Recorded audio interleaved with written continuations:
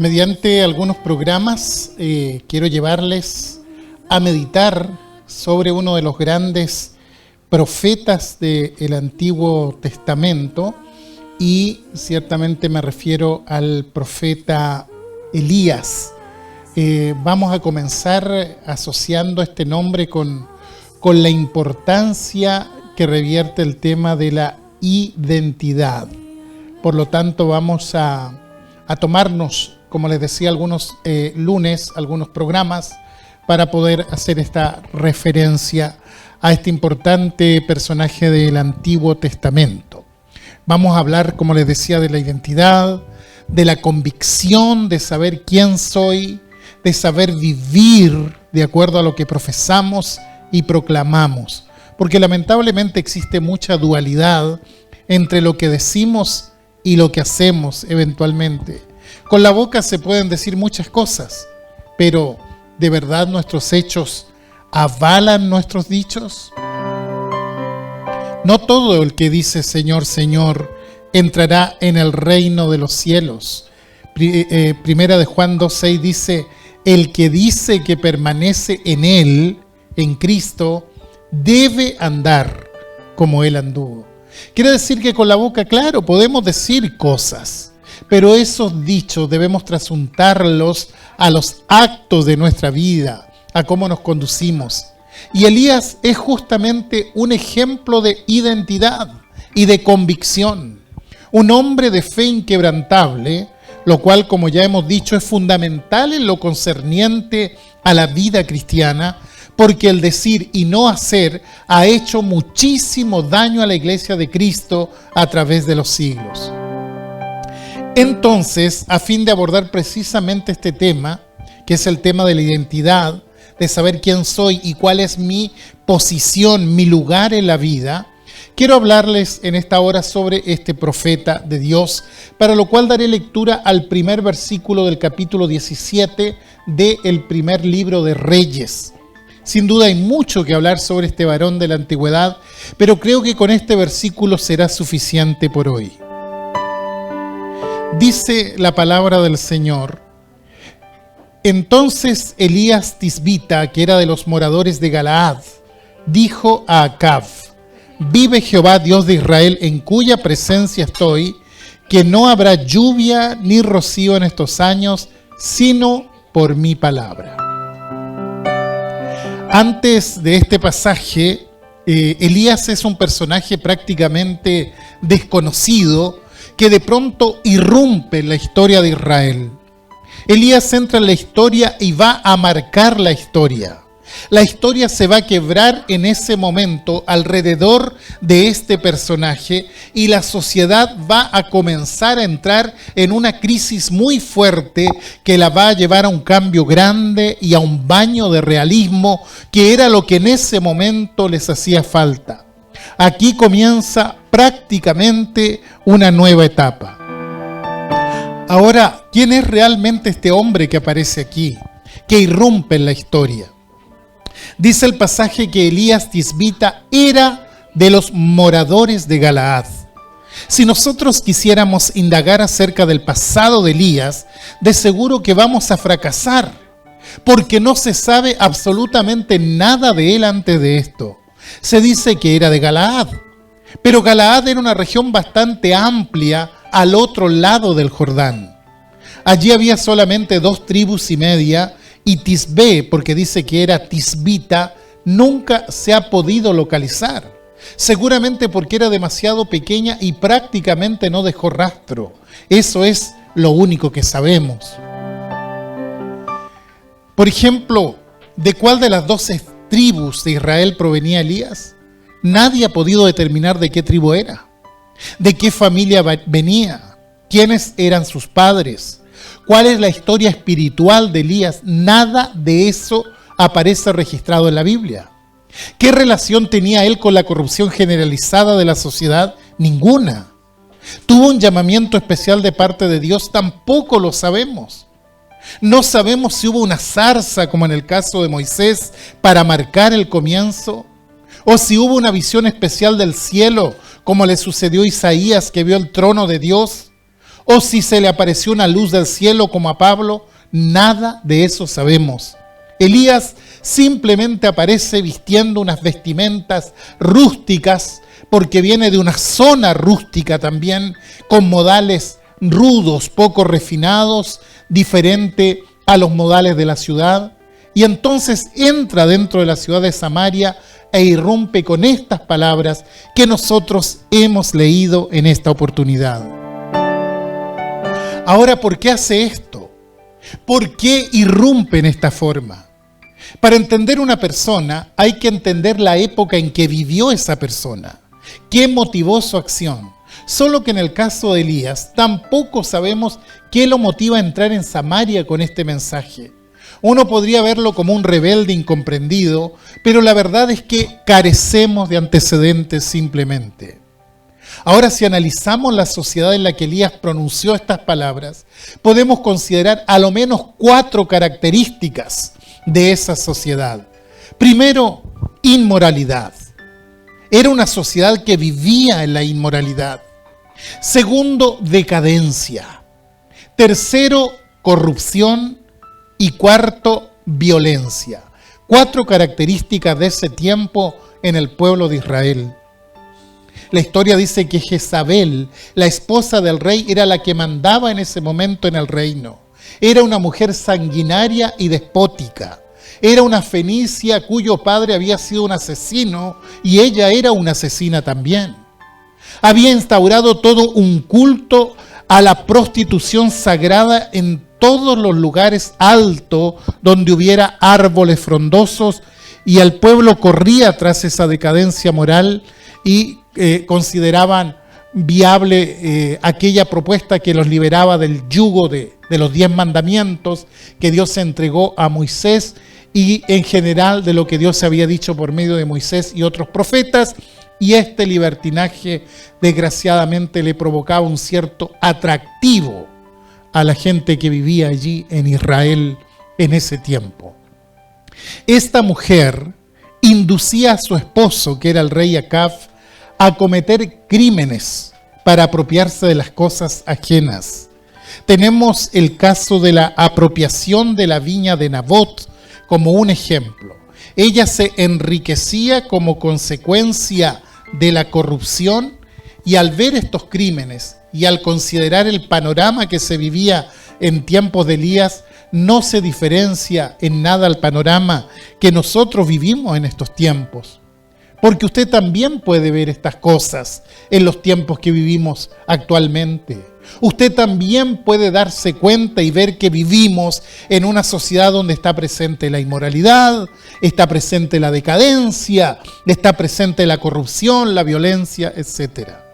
Es cosa de ver las noticias, de ver cómo operan los poderes políticos, de ver los altos grados de corrupción en lo cual se ha caído.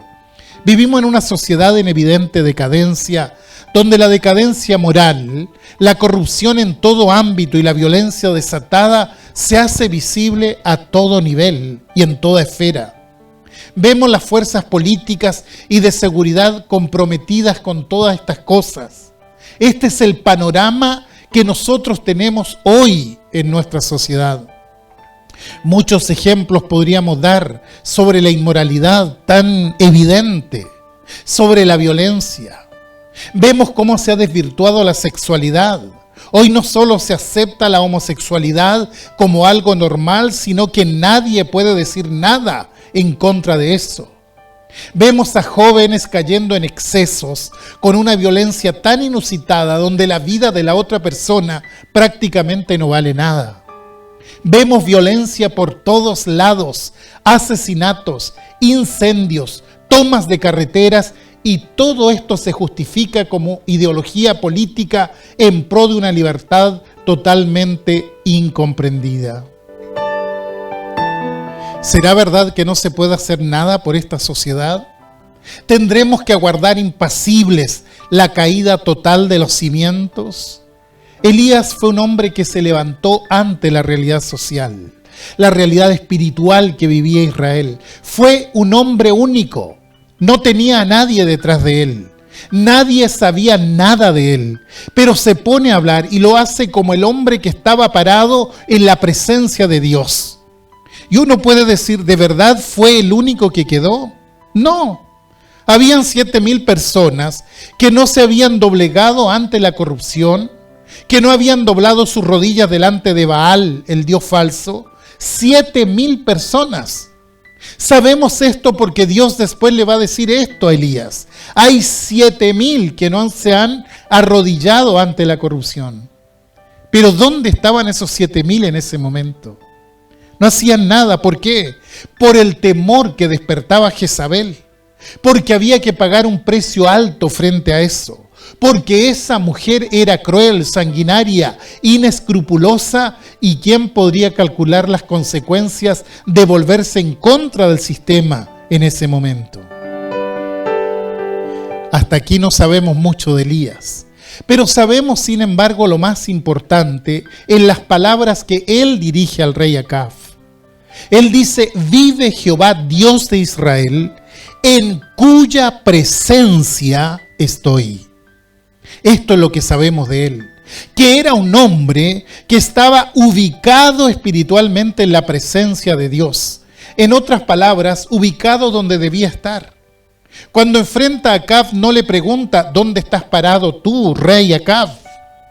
Tampoco dónde está parada tu mujer Jezabel. Tampoco dónde está parada la mayoría del pueblo. Él dice: te voy a decir dónde yo estoy parado. Yo estoy parado aquí, en la presencia de Dios. Yo estoy bajo la autoridad de Dios. No estoy bajo la autoridad de un poder corrupto, sino bajo la autoridad de Dios. Estoy en la presencia de Dios.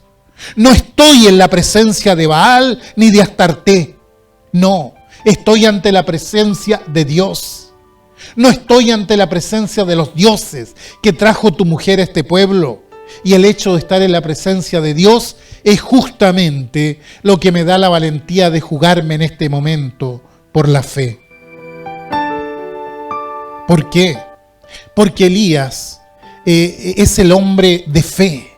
Y el hombre de fe tiene que asumir compromisos. La fe y el compromiso van juntos. La fe en sí es un compromiso. No puedo decir yo tengo fe si no tengo un compromiso con la obra del Señor. Una persona de fe es aquella que toma decisiones de fe. Tiene que jugarse por lo que ella cree y tiene que denunciar la corrupción. Y si nosotros no denunciamos la corrupción, si no tomamos decisiones frente a todo esto, si no nos jugamos por lo que creemos, entonces somos tristes personas que no sabemos para qué vivimos. Habían 7,000 que, si bien no se habían arrodillado ante Baal, vivían en la tibieza espiritual. Eran 7,000 almas que prefirieron silenciarse, callar la boca y decir: ciertamente esto está mal, pero ¿qué le vamos a hacer? 7,000 que frente a lo que pasaba decían: ya esto está así, ¿qué le vamos a hacer? Yo no me meto en política. En otras palabras, yo no quiero tener problemas. Pero acá tenemos a Elías. Y Elías es un hombre que se pone ante el rey y le dice en su cara: yo estoy en la presencia de Dios. Yo estoy bajo la autoridad de Dios. ¿Por qué? Porque el hombre de fe no puede ser tibio frente al pecado. No puede silenciarse frente al pecado. No puede dejar de decir lo que Dios ha dicho. No puede dejar de decir lo que ha visto y oído. A los cristianos de antaño los encadenaban, los llevaban ante los tribunales, los ponían en la cárcel, los latigaban, los mataban, pero ellos decían: jamás callaremos lo que hemos visto y oído. Y ese legado, esa posta, debemos tomarla nosotros como cristianos en este tiempo. Entiendo que cada día va a ser más difícil predicar. Entiendo que cada vez el lazo de la corrupción tratará de estrangular a la iglesia de Cristo. Nosotros no podemos parar. Nosotros no podemos callar. Tenemos un mensaje que se hace urgente al mundo. Aún podemos predicarlo sin mayores impedimentos. Aprovechemos este tiempo que el Señor nos da, porque llegará el día en que no será fácil ser cristiano. No será fácil salir con la Biblia bajo el brazo para ir a una iglesia. ¿Saben? Y perdónenme que lo diga de esta manera, pero Elías no era un tonto. Él sabía perfectamente que estaba desafiando a un rey poderoso, esposo de una reina sanguinaria. Él sabía que estaba desafiando a todos los seguidores de Baal. Sabía que habían 400 profetas de Baal que comían de la mesa del rey como ministros de gobierno. Él sabía todo eso. Elías fue un hombre solo, pero ese hombre solo se enfrentó a esa sociedad y le enrostró su pecado.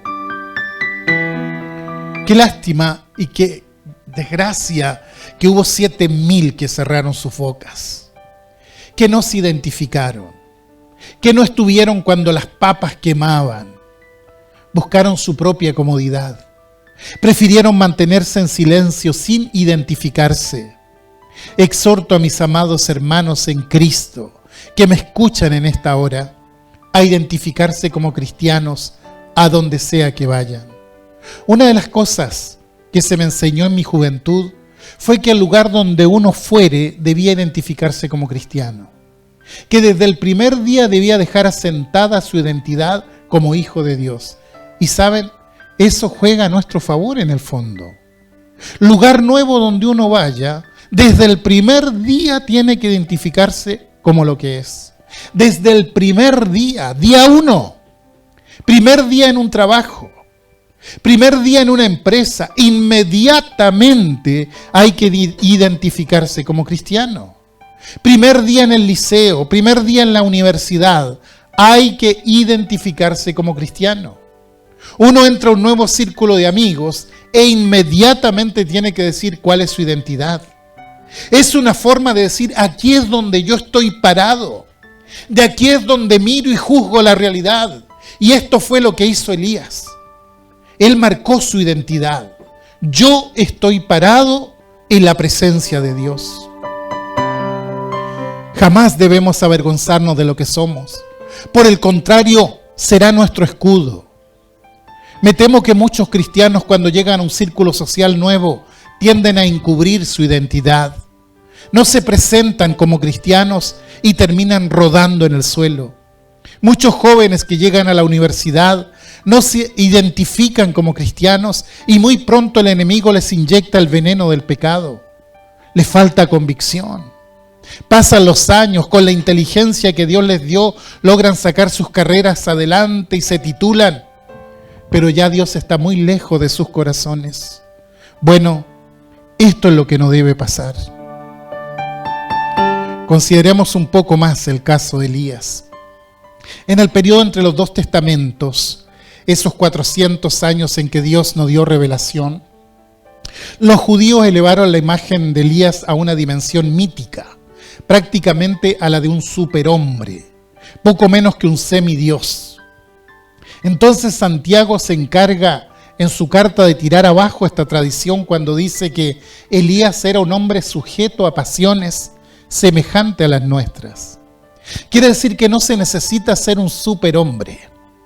Lo que se necesita es permanecer en la presencia de Dios, estar en relación con Dios.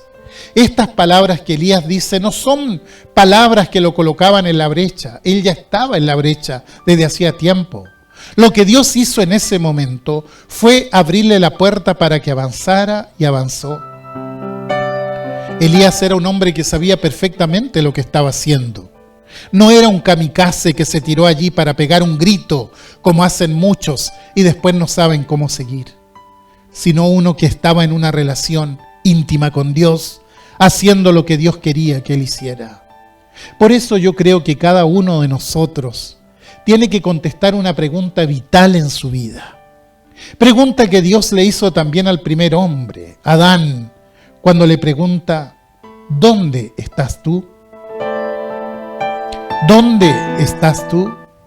Y esa pregunta no habla de la ignorancia de Dios, habla de la desubicación del hombre. Dios sabía perfectamente dónde estaba Adán. Adán era el que no sabía dónde estaba parado. Y cuando Dios le pregunta, le está diciendo, analiza dónde estás parado en este momento. Dios sabía que Adán había pecado. Sabía que se había escondido. La pregunta no es para informarse, sino para que Adán se analice espiritualmente. Hay muchos cristianos que no saben dónde están parados, espiritualmente hablando. Son como los 7,000. Aquellos que no pueden encauzar su vida, ni pueden ser útiles, ni encauzar el servicio porque no saben dónde están parados. Y podemos muchas veces confundirnos y creer que porque vamos a la iglesia, porque nos bautizamos, porque participamos en las actividades, participamos de la cena, ya con eso hemos cumplido como cristianos. Pero creo que necesitamos preguntarnos con toda honestidad, ¿dónde estoy parado? Elías fue ante el rey y le dijo, mire, yo estoy parado en la presencia de Dios. Y en la vida todos los días tenemos que tomar decisiones. Todos los días tenemos que cerrar negocios, tenemos que cumplir con nuestro trabajo, tenemos que atender a nuestra familia. Y en todas esas alternativas uno tiene que preguntarse, ¿dónde estoy parado? Yo estoy comerciando, pero ¿dónde estoy parado como comerciante? Yo estoy estudiando, pero ¿dónde estoy parado como estudiante? Yo estoy ejerciendo mi profesión, pero ¿dónde estoy parado como profesional? Porque muchas veces vamos a la iglesia y somos cristianos, pero después nuestra conducta es la de todos los días. Esa conducta que no tiene nada que ver con la fe que profesamos y con lo que somos como cristianos. Elías no era así. Elías se paró en la presencia de Dios y oró fervientemente y tuvo poder en la oración ferviente delante de Dios y confrontó a su generación porque tenía autoridad espiritual. ¿Sabe por qué? Porque sabía quién era Él. Y yo creo que Dios en este día nos hace la misma antigua pregunta a cada uno de nosotros. ¿Dónde estás tú? ¿Dónde estás tú? No es la pregunta que les hago yo como pastor. Es la pregunta que hace Dios. ¿Dónde estás parado como cristiano? ¿Dónde estás parado como trabajador? ¿Dónde estás parado como empresario? Como comerciante, como esposo, como hijo, como padre, ¿dónde estás? Elías pudo decir en ese día, yo estoy en la presencia de Dios. Y esto habla de su identidad, de su convicción y de su conducta. David dice en el Salmo 140 que los rectos morarán en la presencia de Jehová. Lo que quiere decir que esta palabra, yo estoy en la presencia de Dios, nos habla de toda la vida de Elías. Porque ¿quién puede morar en la presencia de Dios? Únicamente los rectos. Aquellos que aparecen en el Salmo 15 cuando dice, Señor, ¿quién entrará y quién morará en tu santo templo? El que hace todas estas cosas, el limpio de manos, el puro de corazón, el que no ha elevado su alma a cosas vanas, Él es el que está parado en la presencia del Señor. Internalicemos de parte de Dios esta pregunta.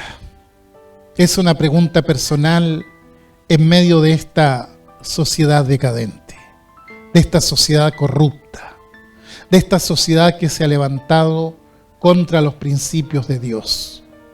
¿Dónde estoy parado yo? ¿Dónde estoy parado? No donde estoy parado los domingos en la mañana, sino donde estoy parado todos los días.